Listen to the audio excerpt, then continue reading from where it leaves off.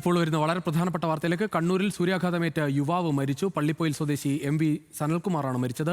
കിണർ പണിക്കിടെ ഇന്നലെയാണ് ശാരീരിക അസ്വസ്ഥത അനുഭവപ്പെട്ടത്. നിഖിൽ അളവൂർ ചേരുകയാണ് കൂടുതൽ വിവരങ്ങളുമായി.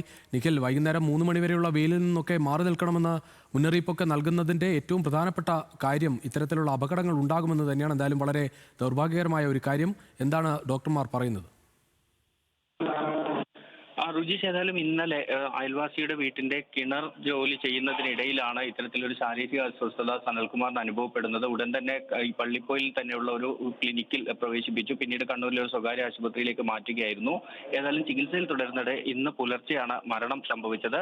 സൂര്യാഘാതമേറ്റതാണ് മരണകാരണം എന്നതാണ് ഡോക്ടർമാർ പോലീസിനോട് പറഞ്ഞിരിക്കുന്നത്. പോലീസിന്റെ FIR-ലും ഇക്കാര്യം വ്യക്തമായി പറയുന്നുണ്ട്. മറ്റു കാരണങ്ങളില്ല, സൂര്യാഘാതം തന്നെയെന്ന് ഡോക്ടർ ഉറപ്പിച്ച് പറയുന്നുണ്ട് എന്നതാണ് പറയുന്നത്. ഏതായാലും സൂര്യാഘാതമേറ്റതിനെ തുടർന്നൊരു മരണം സംഭവിച്ചിരിക്കുന്നു. രുചിഷി പറഞ്ഞതുപോലെ വലിയ ജാഗ്രതാ നിർദ്ദേശമൊക്കെ ചൂടുമായി നൽകുന്ന ഒരു സാഹചര്യത്തിലാണ് ഇത്തരമൊരു സംഭവം നടക്കുന്നത് എന്നത് വളരെ ഗൗരവമായി കാണേണ്ടതാണ്. പ്രത്യേകിച്ചും കണ്ണൂരിലൊക്കെ വലിയ രീതിയിൽ 40 ഡിഗ്രിയോട് അടുത്ത് വരെ ചൂട് അനുഭവപ്പെടുന്ന ഒരു സാഹചര്യം കൂടിയാണ് ഉള്ളത്.